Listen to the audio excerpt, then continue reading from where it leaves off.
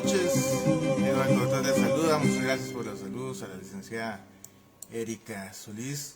Y el día de hoy para conversar de un tema interesante que espero que podamos tratar, que ha sido traído a la palestra por el ambiente político que vive en este momento en nuestro país, el cual consiste en el referéndum. Antes de iniciar, me gustaría leer un comentario que dejó un seguidor, don Julio Gómez Carballo, y don Julio señala que sobre este tema no se necesita la opinión de los expertos y que el gobierno de la República es popular, representativo, participativo y por tanto la constitución política es clara y sencilla sobre que los ciudadanos son parte fundamental del Estado. Realmente don Julio no se equivoca. Efectivamente los ciudadanos son parte fundamental del Estado. Sin embargo, vamos a ir poco a poco analizando el tema a más de 15 años ya de la ley que regula el referéndum en Costa Rica. En este caso estamos hablando de la ley número 8492 y vamos a tratar de desligarnos un poco de lo que en este momento está en el imaginario de la población versus lo que realmente se puede.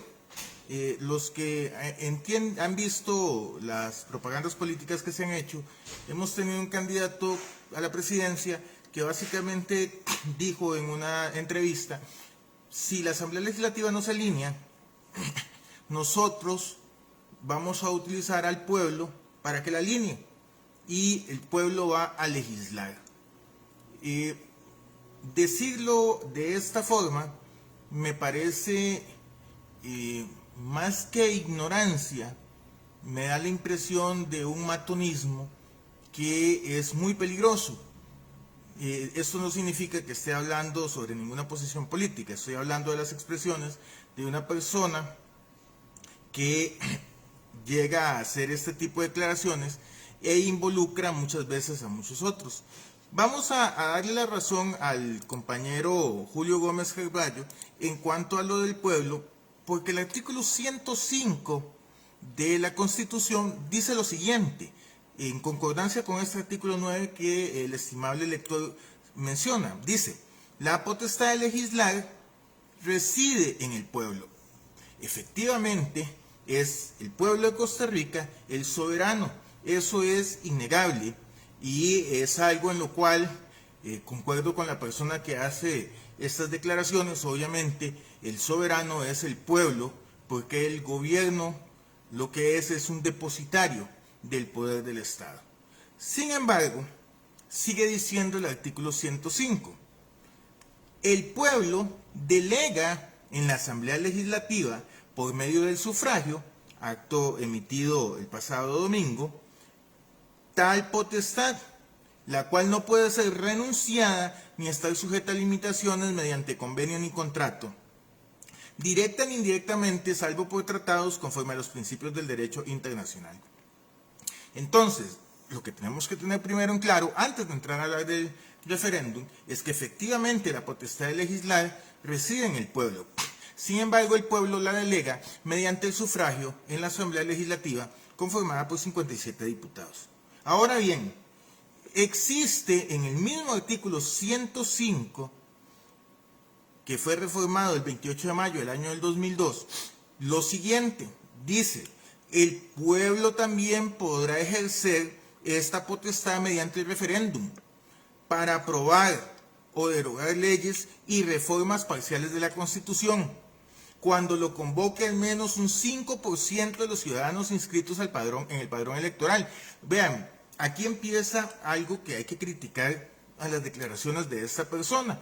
Esta persona dice: vamos a hacer un referéndum para cambiar la ley que exige ese 5% y bajarlo.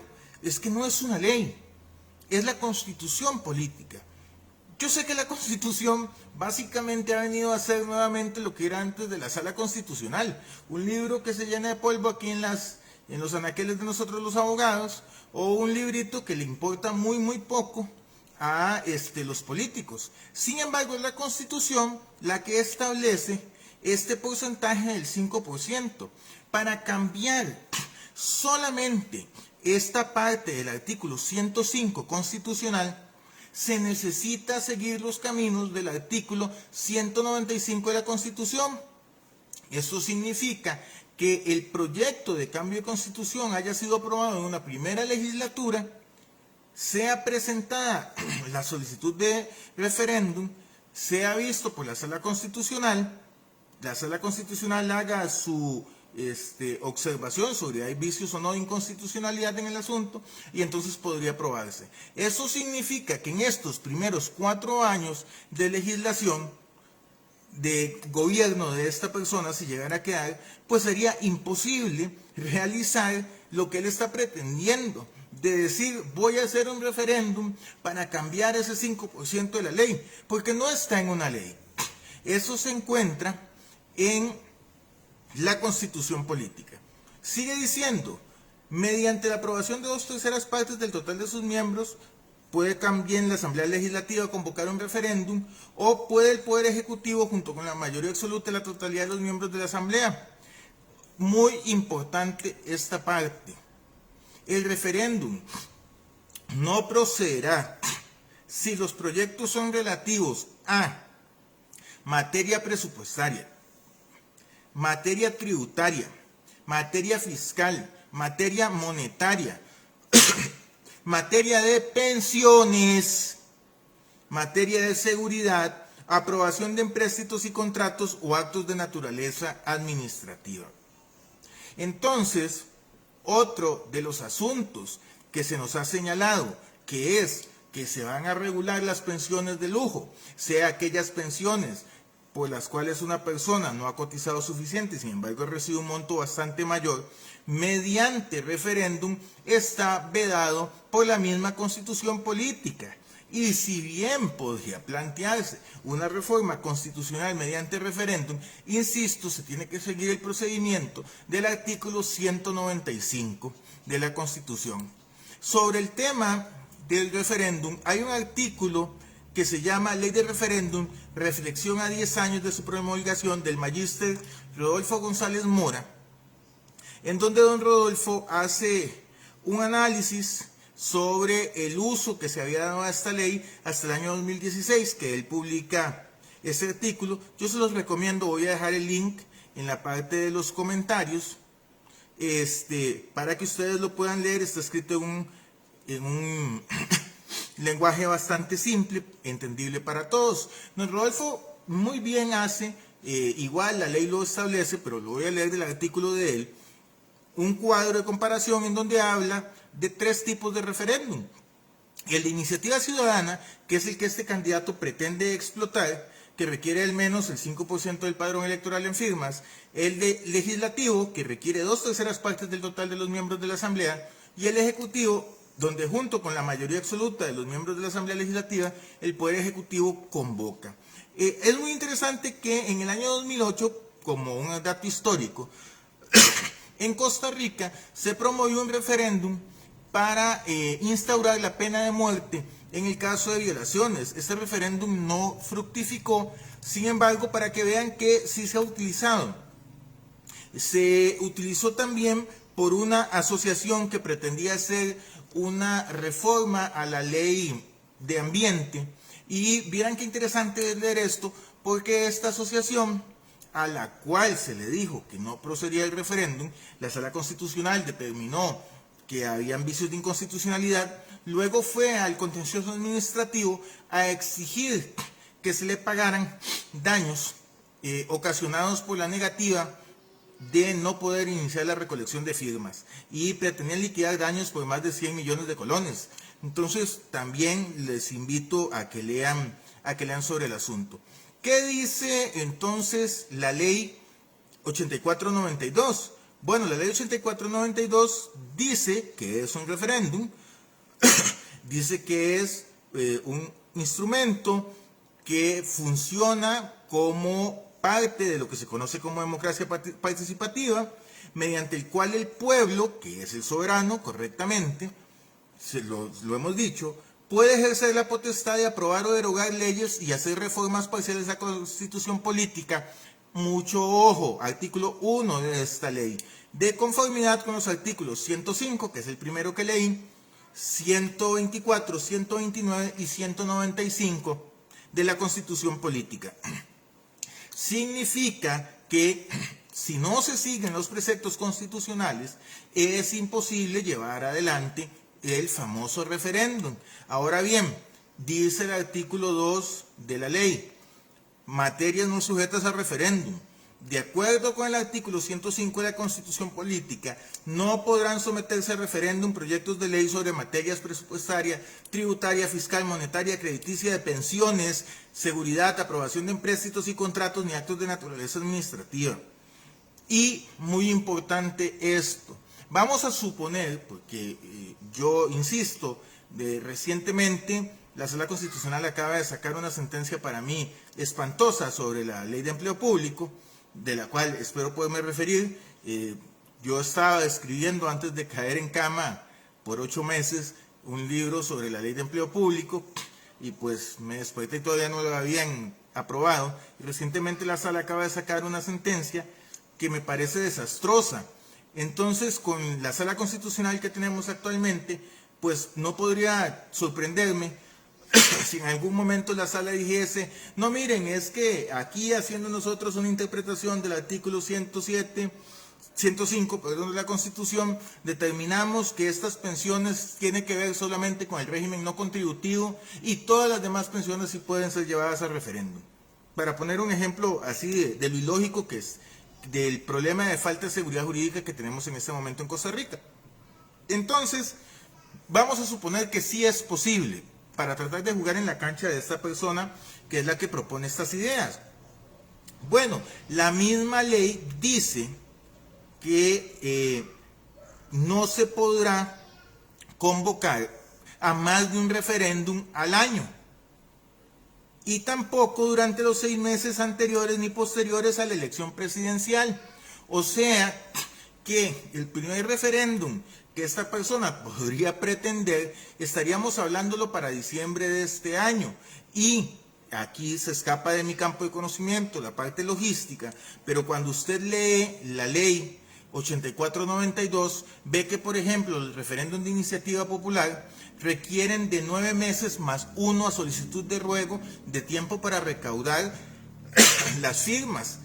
Y eso significaría que más o menos estaríamos hablando del mes de agosto del año 2023 para que se pudiera estar tratando de finiquitar el primer referéndum. Además, adicional a eso, la misma ley 8492 establece que una vez cumplida la recolección de firmas, el Tribunal Supremo de Elecciones tiene hasta 3 meses para girar las instrucciones de la elaboración del famoso referéndum, lo que significa que no estamos hablando de un proceso rápido, expedito, como se ha pretendido hacer creer a la población. Y esa es la idea de este pequeño Facebook Live, que las personas entiendan que, por ejemplo, en el artículo 6 de la ley 8492 viene estipulado todo lo que refiere a solicitud de recolección de firmas. En cuanto al referéndum, viene lo de admisión de solicitud para iniciar la recolección de firmas, el proceso de recolección de firmas, el proceso de revisión de colección de firmas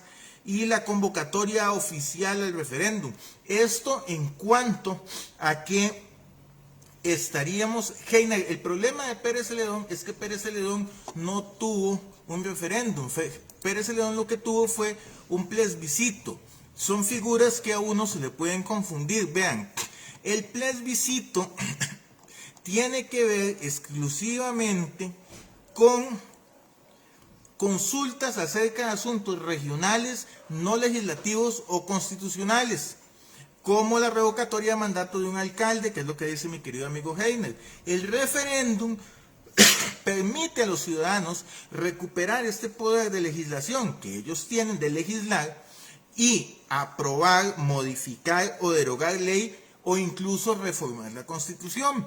También existe la figura del cabildo, que es una reunión abierta para la discusión de un tema de interés comunal, y está la iniciativa popular, que es cuando la ciudadanía impulsa un proyecto de ley mediante la oficina de iniciativa popular, que recordemos que el más famoso, por lo menos que yo recuerdo, es el del proyecto de la ley de aguas, que fue un impulso de la ciudadanía.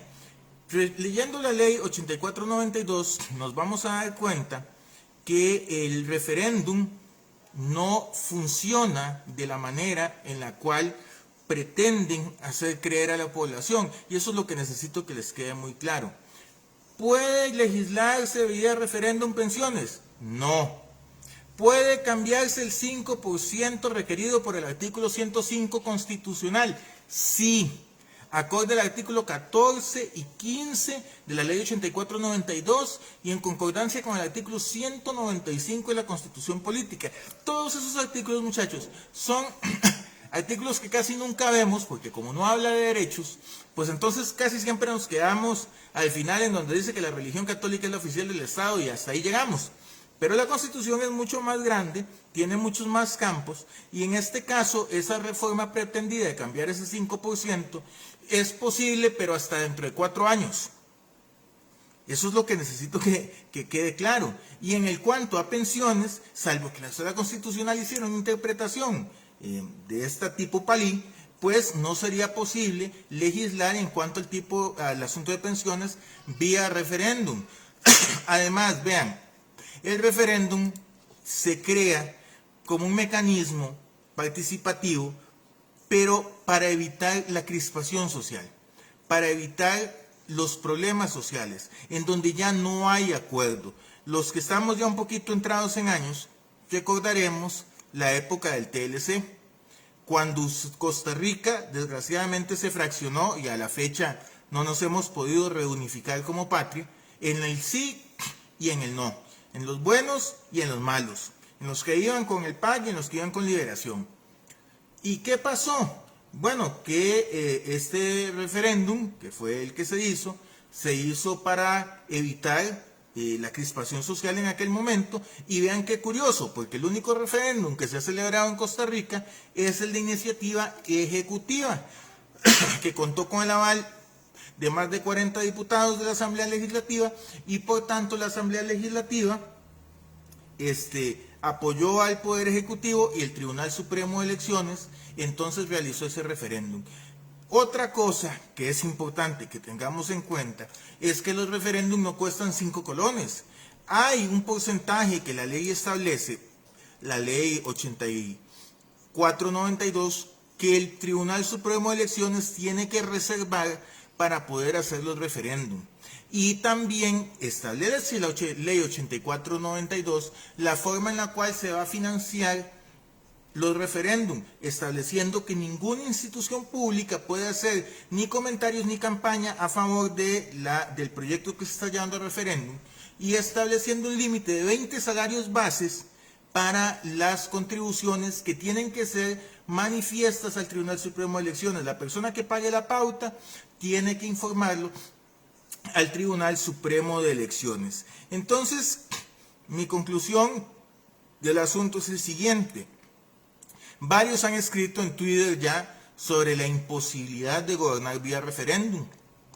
Yo efectivamente concuerdo de que las propuestas realizadas por un candidato a la presidencia de la República son inviables, y algunas tomarían más de 8 años para poder ser tramitadas.